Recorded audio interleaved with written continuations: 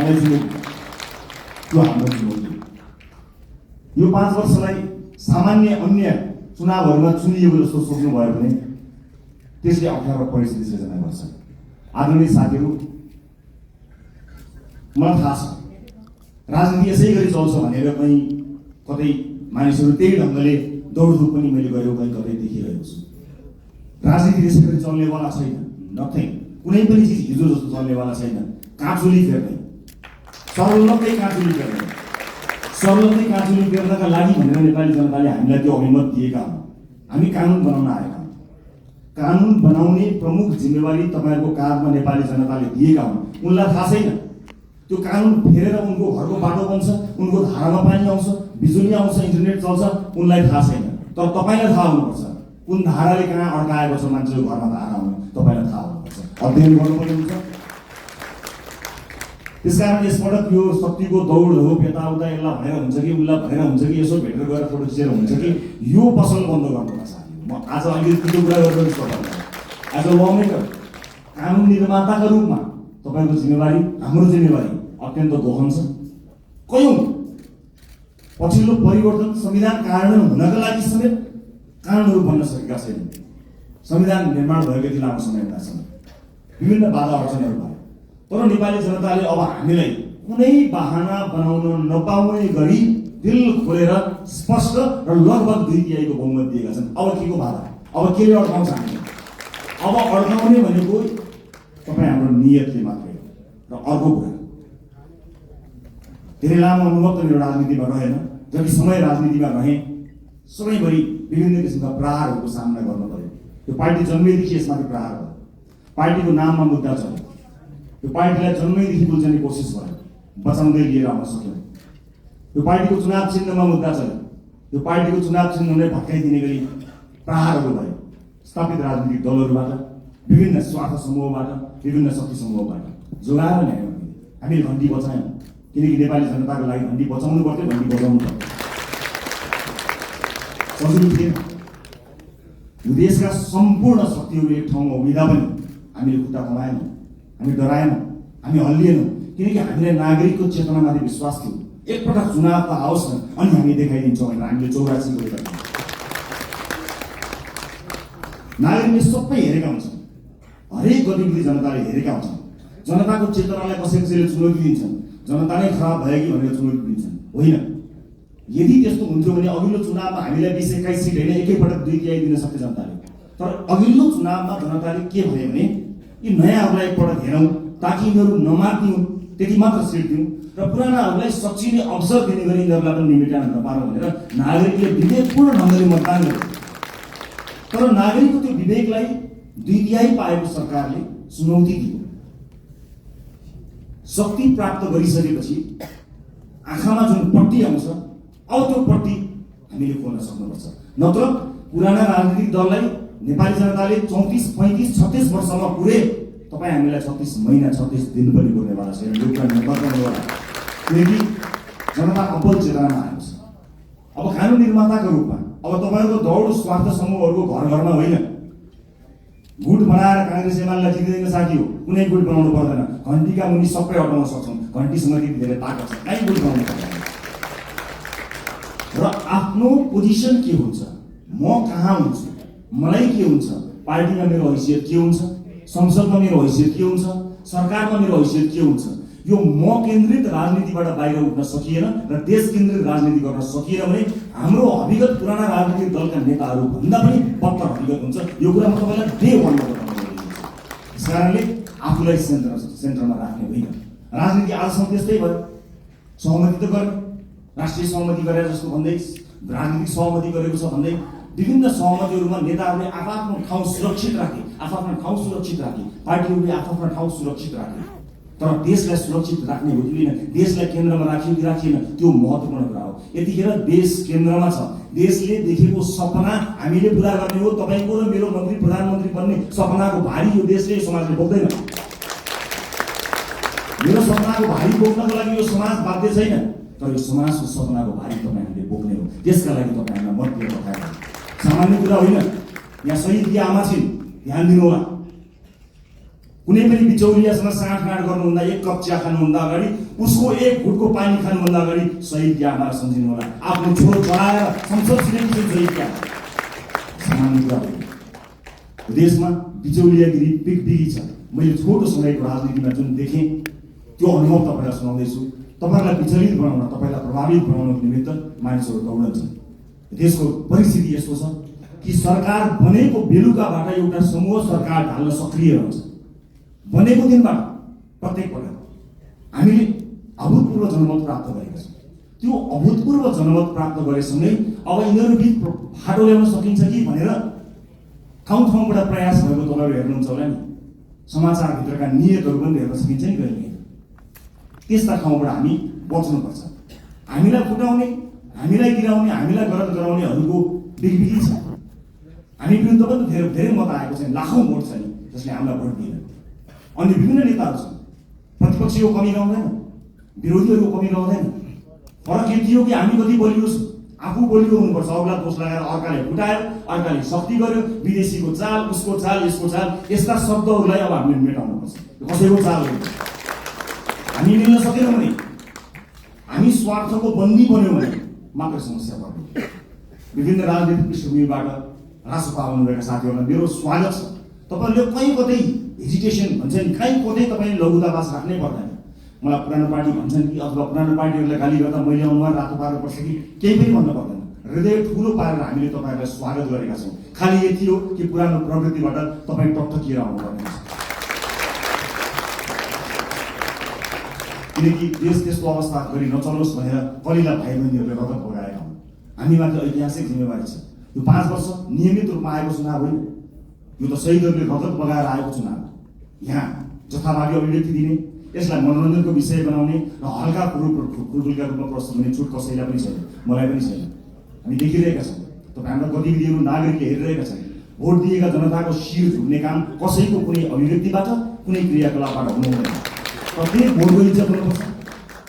हो, सञ्चार माध्यममा बोल्न रमाइलो लाग्छ, आफ्नो बारेमा समाचार आउँदा रमाइलो लाग्छ, आफ्नो बारेमा वाहवाही हुँदा रमाइलो लाग्छ। सञ्चारकर्मी साथीहरू पनि यही समाजका साथीहरू हुन्, उनीहरू मित्र हुन्। उनीहरूले कहिलेकाहीँ आफ्नो पक्षमा राम्रा कुरा लेखिदिँदाखेरि आफ्नो दङ्ग परिन्छ। तर त्योभन्दा अलिकति माथि हुनुपर्छ। तपाईँले दिने अभिव्यक्तिले वैदेशिक सम्बन्धमा के प्रभाव पारेको छ त्यो कुरा याद नगरिकन तपाईँले त्यस्ता किसिमका हल्का फुल्का अभिव्यक्ति दिनुभयो भने देशलाई दीर्घकालीन रूपमा असर गर्न सक्छ। अब तपाईँ हिजोको मान्छे होइन, अब जिम्मेवार सांसद हो, जिम्मेवार राजनीतिकर्मी हो, जिम्मेवार प्रतिनिधि सभाको सदस्य हो। त्यसकारणले आफ्नो भूमिका परिवर्तन भएको छ। होइन जो कोहीलाई अझै पनि म अभियन्ता हुँ भन्ने लाग्छ, अझै पनि पुरानो पेसाकर्मी हुँ जस्तो लाग्छ, जो कोहीलाई म हिजोकै जस्तै भनौँ न यति जिम्मेवार नभए पनि सार्वजनिक अभिव्यक्ति जस्तो दिन्छु त्यस्तै दिन्छु भन्ने जस्तो लाग्छ भने you are more than welcome to live this hall. तपाईँहरू सांसदको भूमिकाबाट बाहिर जान सक्नुहुन्छ, केही पनि फरक पर्दैन। तर होइन, अब म जिम्मेवार हुँ। अब मेरो भूमिका फेरिएको छ। यो देशका कानुनहरू मैले फेर्नु पर्नेछ, कानुनहरूमा संशोधन ल्याउनु पर्नेछ, नयाँ कानुनहरू ल्याउनु पर्नेछ। मलाई मत दिएका जनताको घर घरमा खुसियाली आउनु पर्नेछ र मलाई मत दिएका जनताको चुनो बोल्नु पर्नेछ। मलाई मत दिएका जनतालाई प्रभाव पर्नु पर्नेछ। उनीहरूले मैले जस्तै अस्पतालमा उपचार गर्न जाँदा बेड पाउनुपर्छ, कसैको सोच बिना हुने कुराको महसुस गराउनुपर्छ। म तपाईँलाई अनुरोध गर्न चाहन्छु, सक्नुहुन्छ भने सकेसम्म आफूलाई सरकारी अस्पतालमा उपचार गराउनुहोस्। सक्नु भएन, इमर्जेन्सीको बेलामा मैले भनेको छैन, सक्नुहुन्छ सरकारी अस्पतालमा आफूलाई उपचार गराउनुहोस्। सरकारी सेवालाई चुस्त बनाउने हो। जनताका छोराछोरीहरूलाई जुन अप्ठ्यारो पर्छ तपाईँले मात्र सुविधा प्राप्त गर्नु जायज होइन। सक्नुहुन्छ भने म बाध्यताकारी तपाईँलाई भन्दिनँ, महसुस गर्न सक्नुपर्छ। र अर्को महत्त्वपूर्ण कुरा म यहाँलाई बताउँछु। रासपा स्थापना भएको 3.5-4 वर्ष पनि भएको छैन। यस बिचमा हामी विभिन्न पृष्ठभूमिका साथीहरू जोडिएका छौँ। राष्ट्रपाभित्र देशको अनुहार छ। अहिले जोडिएका साथीहरू यो देशको अनुहार, यही समाजबाट हामीले प्राप्त गरेका अनुहारहरू हो। हामीभित्र कसैको विवाद पनि होला, कसैको उच्च छवि पनि होला, कसैको सामान्य किसिमको सार्वजनिक जीवन होला, कसैको उच्च किसिमको सार्वजनिक जीवन होला। जे जस्तो भए तापनि एउटा कुरा आज मैले साथीहरूलाई राखेर स्पष्ट के बताउनु पर्छ भने सरकार 2/3 छ, सङ्ख्या घट्ला अथवा सरकार बहुमतमा रहन्छ, सङ्ख्या घट्ला अल्पमतमा पर्ला भन्ने कुराको पर्वाह नगरिकन रासपाले जन्मदेखि आफ्नो विधानमा स्थापित गरेको राइट टु रिकलको व्यवस्थालाई यसपटक कडाइका साथ लागू गर्नेछ।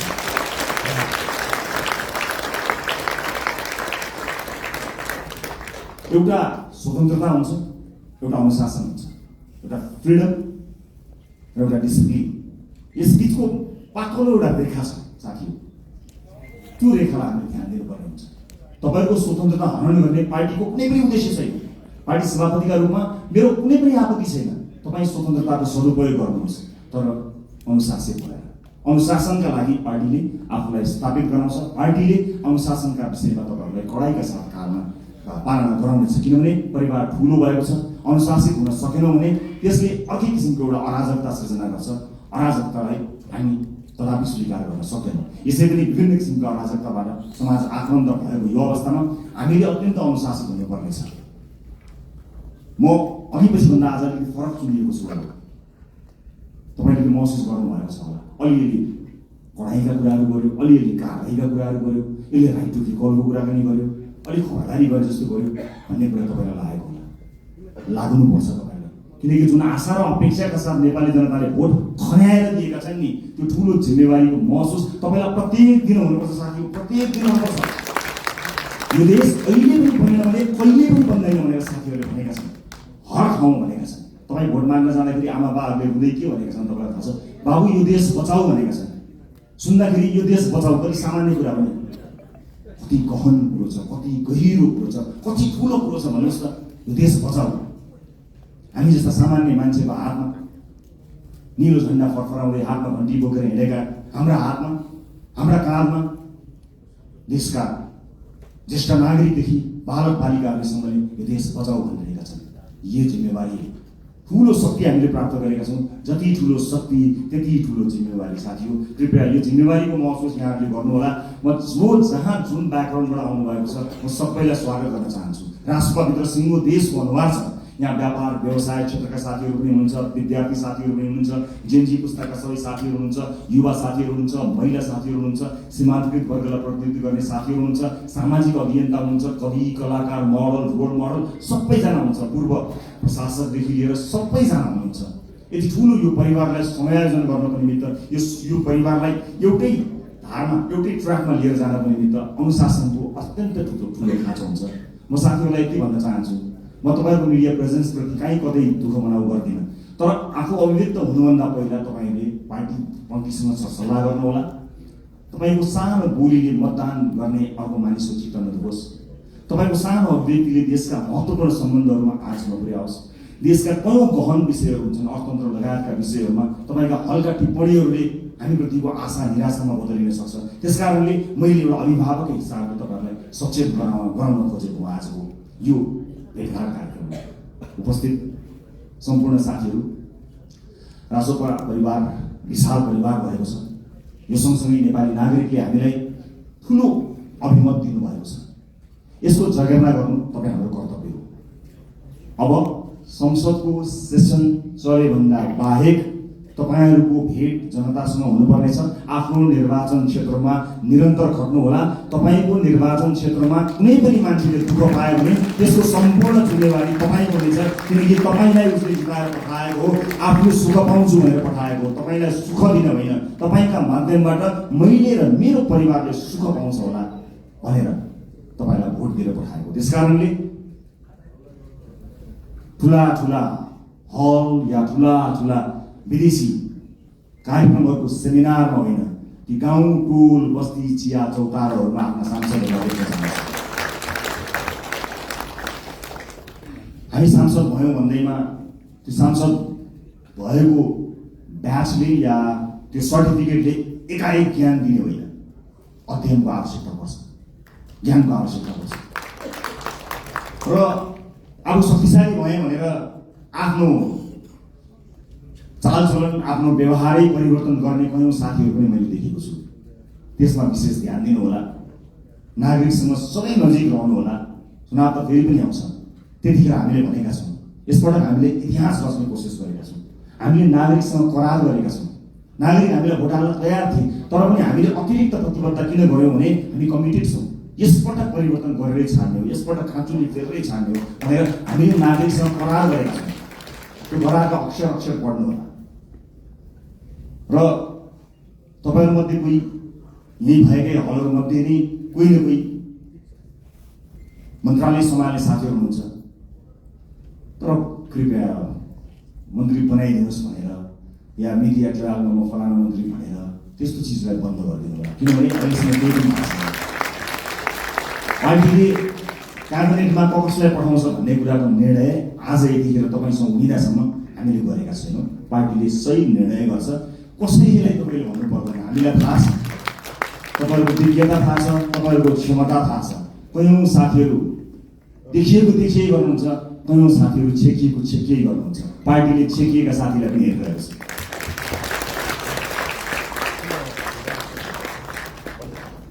कहिलेकाहीँ कसैले जति देखाउँछु भने पनि देखिँदैन, कसैले लुकाउँदा पनि देखिन्छ। क्षमता भन्ने कुरा त्यस्तो हुन्छ। त्यस कारणले कतिपय अलि बढी चर्चामा आएका साथीहरू र चर्चामा आउन नपाएका साथीहरू सबैलाई पार्टीले हेरेको छ। कयौँ विषयका विज्ञ साथीहरू हुनुहुन्छ। म सञ्चारकर्मी साथीहरूलाई के पनि अनुरोध गर्न चाहन्छु भने सार्वजनिक चासो र सार्वजनिक छविमा आइसकेका भन्दा पनि राष्ट्रसभाभित्रका 100 विज्ञ साथीहरू यो हलभित्र हुनुहुन्छ।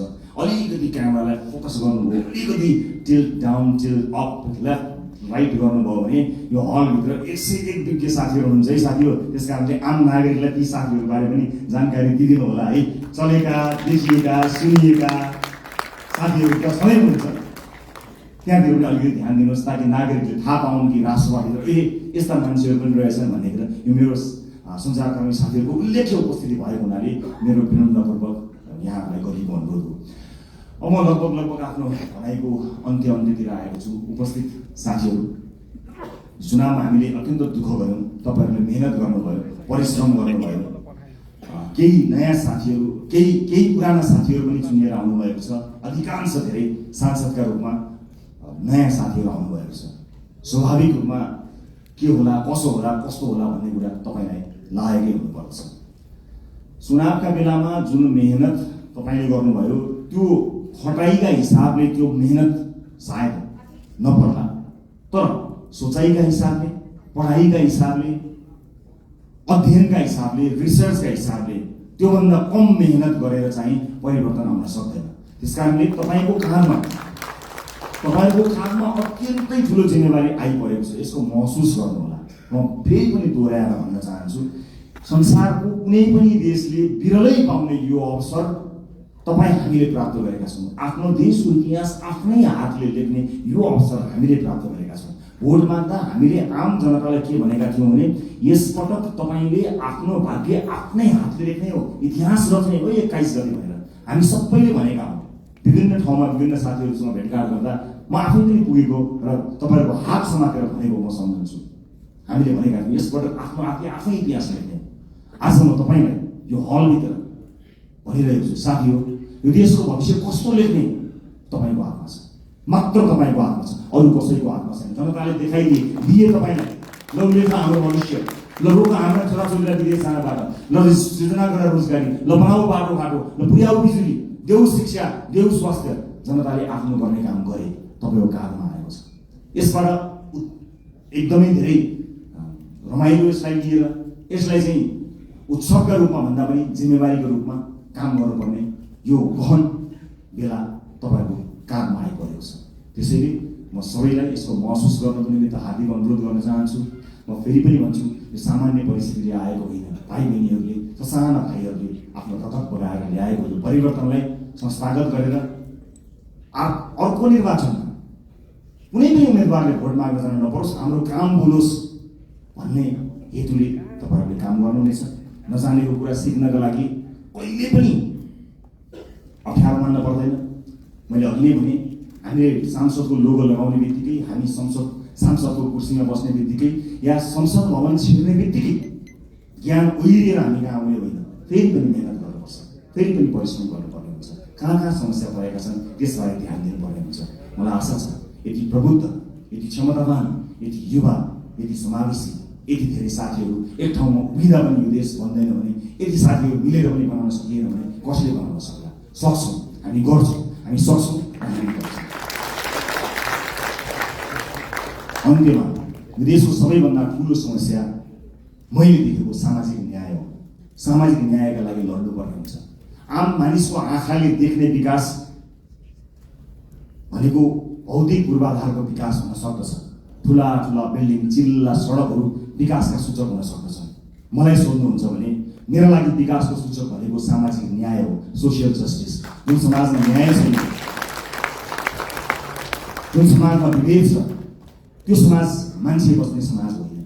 मान्छे बस्ने समाजका लागि हामीले मान्छे बस्ने समाज जस्तो बनाउनु पर्ने हुन्छ।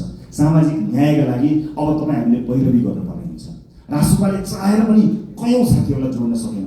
हामी समावेशी हुन चाहन्थ्यौँ। हुन त तुलनात्मक रूपमा राष्ट्रपाले अन्य राजनीतिक दलभन्दा धेरै महिला साथीहरूलाई उठायो, तर यो पर्याप्त होइन। म दुःखका साथ क्षमा याचना गर्दै भन्छु, हाम्रो पार्टीभित्र राई लिम्बू समुदायको प्रतिनिधित्व यो पालि प्रतिनिधि सभा हुन सकेन। सभापतिका हिसाबले म क्षमा माग्न चाहन्छु र म विश्वासका साथ भन्न चाहन्छु आगामी दिनमा समावेशिताको यो महत्त्वपूर्ण कडीलाई प्राथमिकताका साथ अगाडि राखेर अगाडि बढ्नेछौँ। म विश्वास दिन चाहन्छु। यही हलबाट तपाईँहरू भोलि मन्त्रीका रूपमा आसीन रहनुहोला। म तपाईँलाई स्पष्ट पार्न चाहन्छु, तपाईँले शक्ति आर्जन गरेर भोलि बजेटमा आफ्नो क्षेत्रमा बजेट सोरेर लानुभयो, कर्णालीलाई रहनु भयो, मधेसलाई रहनु भयो, सुदूरपश्चिमलाई रहनु भयो भने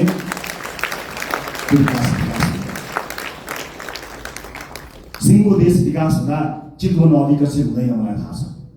त्यसकारणले हाम्रो ध्यान सिङ्गो देशको विकासमा जाने हो, क्षेत्रगत कुरामा होइन। यद्यपि कतिपय क्षेत्रहरू अत्यन्त संवेदनशील हुन्छन्, कतिपय चिजहरू महत्त्वपूर्ण हुन्छन्। जिल्लामा कतिवटा पुल बने, मैले कतिवटा पुल लिएर गएँ, मैले कति किलोमिटर बाटो आफ्नो क्षेत्रमा पिच गरेँ भन्ने कुराले तपाईँलाई कीर्तिमानी बनाउँदैन।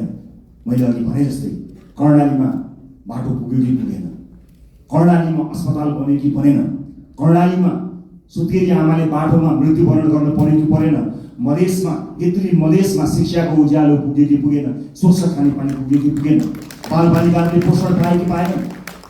विकासको सूचक हो। तपाईँ हामीले सोचेको विकास यही हुनुपर्नेछ। अर्को पटक मैले चुनावमा बाटो लगिनँ भने, मैले अर्को पटक चुनाव जित्दिनँ भनेर तपाईँले आजदेखि लाग्नुभयो भने मैले फेरि पनि राइट टु रिकलको व्यवस्थाको बारेमा सम्झना गराउनुपर्ने हुन्छ। साथीहो, एउटा चुनावबाट अर्को चुनावका लागि होइन, एउटा पुस्ताबाट अर्को पुस्ताका लागि लडेका हो। अर्को चुनाव जितौँ नजितौँ त्यो सरकारको विषय भएन, तर अर्को पुस्ताले हार्नु हुँदैन। साथी, धेरै पुस्ताले हारिसकेपछि हामी एउटा आशा अपेक्षाको दियो बाल्न सफल भएका छौँ। यसलाई निर्णय नदिनु होला। सभापतिका रूपमा म तपाईँहरूसँग सधैँ छु। म लोकतान्त्रिक पद्धतिलाई विश्वास गर्छु। वर्तमान व्यवस्था, वर्तमान संविधानप्रति प्रतिबद्ध छु। शासकीय स्वरूपमा सामर्थ्य पुग्दा केही न केही सुधार चाहिएको छ भन्ने कुराको हामीलाई हेक्का छ। तर वर्तमान व्यवस्था, वर्तमान परिवर्तन, वर्तमान संविधानप्रति हाम्रो प्रतिबद्धता डगमगाएको छैन, डगमगाउनेवाला पनि छैन र यहाँहरू पनि त्यसलाई डगमगाउन दिनु छैन भन्ने मैले विश्वास गरेको छु। इतिहास रचनामा एउटा मान्छे, एउटा नेताको हात हुँदैन, एउटा पार्टीको हात हुँदैन। इतिहासको कालखण्डदेखि यहाँसम्म विभिन्न पुराना राजनीतिक दल र नेताहरूले त्याग र तपस्या गरेर आज हामीलाई यो दिन ल्याउनु भएको छ। उहाँहरूका कयौँ व्यक्तिहरूप्रति हाम्रो प्रश्न हो, तर इतिहासले उहाँहरूले दिनुभएको योगदानलाई नजरअन्दाज गर्ने, त्यसलाई अपमानित गर्ने हक हामी कसैलाई पनि छैन। म ससम्मान इतिहासमा उहाँले दिनुभएको योगदानका लागि उहाँहरू सबैलाई स्मरण गर्न चाहन्छु। पुराना राजनीतिक दल, पुराना सम्पूर्ण नेतागणहरूलाई म यही मञ्चबाट धन्यवाद दिन चाहन्छु र म यति भन्न चाहन्छु, इतिहास तपाईँले लेख्नुभयो, भविष्य हामी बनाउँछौँ। हाम्रा अभिव्यक्तिहरूमा कुनै पनि राजनीतिक दल र विपक्षीहरूप्रति कटाक्ष भयो भने त्यो अनर्थ हुन जानेछ। आज विजयको उन्मादमा हाम्रा समर्थक साथीहरूले विजयी भएका कारण, अत्यधिक मत आएका कारण विपक्षीहरूप्रति विभिन्न माध्यमहरूमा, सञ्चार माध्यम लगायत सार्वजनिक माध्यमहरूमा जुन ढङ्गले अभिव्यक्ति दिइरहनु भएको कता कता देखिएको छ, त्यो कदापि स्वीकार्य छैन। विजेता हुनुको अर्थ जिम्मेवार हुनु हो, विजेता हुनुको अर्थ छाडा हुनु होइन। विजेता हुनुको अर्थ विपक्षीहरूलाई कटाक्ष गर्ने अधिकार प्राप्त गर्नु होइन, त्यो लोकतन्त्रको चरित्र होइन। त्यसकारणले हामीलाई माथि धेरै आरोप लागेको छ। आज तपाईँहरू सबैलाई साक्षी राखेर म यो आरोपलाई खण्डन गर्ने जिम्मेवारी तपाईँको काममा पनि बाँड्न चाहन्छु कि रासोपालाई प्राय अराजक छन्, रासोपा समर्थकहरू अत्यन्त धेरै असहिष्णु छन्, सामाजिक सञ्जालमा गाली गलौजमा उत्रन्छन्, व्यक्तिगत गाली गलौजमा उत्रन्छन्, छुनै हुँदैन, बोल्नै हुँदैन, गाली गरिहाल्छन्। त्यस किसिमको एउटा छवि बनेको छ। म सम्पूर्ण समर्थक साथीहरूलाई बताउन चाहन्छु, अब त्यसबाट बाहिर निस्कनुपर्छ। राष्ट्रपाले प्रशिक्षण गर्न पाएको छैन। 3 वर्षमा आक्रमण झेल्दै आएको राष्ट्रपाले आफ्ना सदस्य साथीहरूलाई राम्रोसँग प्रशिक्षित गर्न पाएको छैन। तर यही समाजका पात्रहरू भएको हुनाले तपाईँले समाजका विभिन्न तह तबकामा लिनुभएको प्रशिक्षणले तपाईँको व्यक्तिगत आचरणलाई देखाउँछ। त्यसकारणले सम्पूर्ण राष्ट्रपा समर्थक साथीहरूलाई म जिम्मेवार भएर अभिव्यक्त हुन सामाजिक सञ्जाल, सामाजिक प्लेटफर्महरूमा, सार्वजनिक प्लेटफर्महरूमा अत्यन्त जिम्मेवार भएर प्रस्तुत हुनको लागि अनुरोध गर्न चाहन्छु। यो राष्ट्रपाले जितेको होइन, यो देशले जितेको हो। हामीले प्रमाणित राष्ट्रपाको माध्यमबाट देशले जितोस् भनेर आम नागरिकले हामीलाई भोट दिएका हुन्। त्यसकारणले यो जित केवल राष्ट्रपा समर्थक, राष्ट्रपा भोटरको मात्र होइन, यो जित सम्पूर्ण देशको हुनुपर्नेछ। त्यसका लागि तपाईँ हामीले काम गर्नुपर्नेछ। अबको 5 वर्ष सहज हुनेवाला छैन। हिजोका सांसदहरूको जस्तै गतिविधि या हिजोका मन्त्रीहरूको जस्तै गतिविधि र तिनै निरन्तर त्यही चिजको निरन्तरता यो हो भन्ने जो कोहीलाई परेको छ भने कृपया त्यो होइन। अति संवेदनशील समयमा अत्यन्त धेरै मेहनत गर्नुपर्ने समयमा हामी उभिएको हुनाले फेरि पनि तपाईँहरूलाई मेहनतका साथ अगाडि बढ्नको लागि म हार्दिक अनुरोध गर्न चाहन्छु। अन्त्यमा निर्वाचन जित्नका लागि पार्टीका विभिन्न तह र तबकामा रहेर काम गर्नुहुने सम्पूर्ण साथीहरूलाई म धन्यवाद दिन चाहन्छु। समानुपातिक साथीहरूलाई कतिपय मानिसहरूले तिमीहरू समानुपातिक हो, प्रत्यक्ष होइनौ भनेर अलिकति फरक ढङ्गले हेर्न खोजेको देखिन्छ। म त्यसलाई विभेद भन्छु। म त्यस्ता विभेद पार्टीभित्र नहोस् भन्ने चाहना राख्न चाहन्छु। चाहे प्रत्यक्षमा रहेका हुन्, चाहे समानुपातिकमा रहेका हुन्, सबैले आफ्नो भूमिका र जिम्मेवारी निर्वाह गरेका छन्। कतिले चुनाव जित्नका लागि भूमिका निर्वाह गरे भने अब संसदमा गएर ती साथीहरूले आफूलाई अझ बढी अब्बल प्रमाणित गर्नुहुनेछ। हरेक पेसा, व्यवसाय, क्षेत्र, लिङ्ग सबैको प्रतिनिधित्व गरेर विशाल राष्ट्रपा परिवारमा आउनुभएका तपाईँ साथीहरूलाई सुपर लास्ट एउटै कुरा के भन्छु भने हामी समय र परिस्थितिले एक ठाउँमा जोडिएका हौँ। हामी यो राजनीतिक दल थिएन, हामी यहाँ गोलाकार हुने थिएनौँ भने अलग किसिमका मानिसहरू थियौँ। हाम्रा साथीभाइ अलग थिए, हाम्रो सङ्गत अलग थियो, हाम्रो काम अलग थियो, हाम्रो पेसा अलग थियो। तर परिस्थितिले हामीलाई यहाँ जोडेको जोडिसकेपछि एज अ टिम प्लेयर एउटा सामूहिक खेलाडीका रूपमा तपाईँ हामीले काम गर्नुपर्नेछ। व्यक्तिगत रूपमा कसैको आचरण, बानी व्यवहार, स्वभाव हामीलाई मन पर्नु नपर्नु बेग्लै कुरा हो।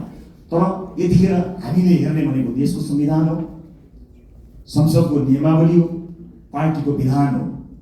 तपाईँलाई व्यक्तिगत जीवनमा जुन किताब पढ्न मन लाग्छ पढ्नुहोस्, तर हामीले पढ्ने यिनै किताबहरू हुन्। यिनै किताबभित्र हामी एकबद्ध भएर देशको संविधान मानेर, पार्टीको विधान मानेर, विभिन्न नियमावलीको अधीनमा रहेर एकै ठाउँमा एउटा टिम भएर काम गर्नुपर्नेछ। त्यसकारणले व्यक्तिगत इच्छा आकाङ्क्षा, व्यक्तिगत लाइक डिसलाइक, व्यक्ति मनपर्ने मन नपर्ने कुराहरू गौण रहन्छन्। मैले अघि पनि भने तपाईँको चाहना, तपाईँको सपनाको भारी यो देशले बोक्ने होइन, वर्षौँदेखि यो देशले देखेको सपनाको भारी तपाईँ हामीले मिलेर बोक्ने।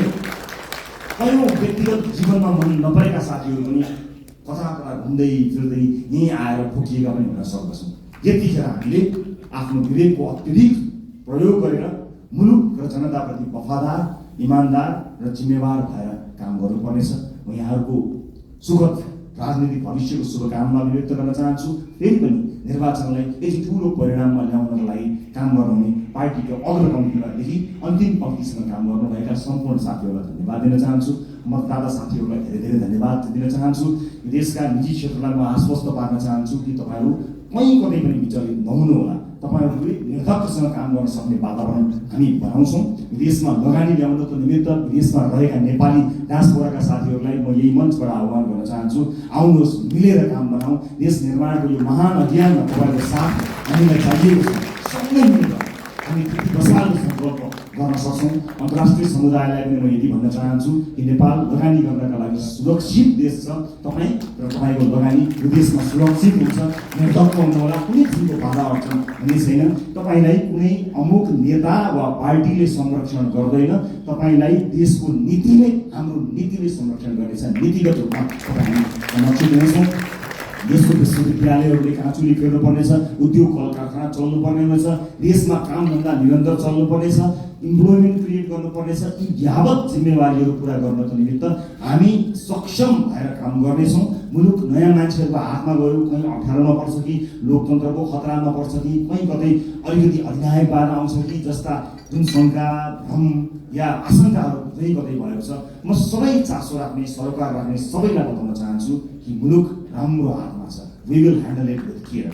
हामी यसलाई एकदमै केयरफुली जनताले दिएको मतलाई अत्यन्त प्रेमका साथ, अत्यन्त सौहार्दका साथ, करुणाका साथ र अत्यन्त चनाखो भएर हामी काम गर्नेछौँ। सुशासनमा नयाँ मानक स्थापना हुनेछ र मुलुकलाई आर्थिक समृद्धिको बाटोमा हामी निरन्तर लिएर जानको निमित्त अहोरात्र काम गर्नेछौँ। हस्, फेरि पनि यहाँलाई यो उपस्थितिका लागि, यो विजयका लागि र यो प्रतिबद्धताका लागि धेरै धेरै धन्यवाद दिन चाहन्छु। तपाईँ हामी सबैको जय होस्। जय देश, जय मन्दिर।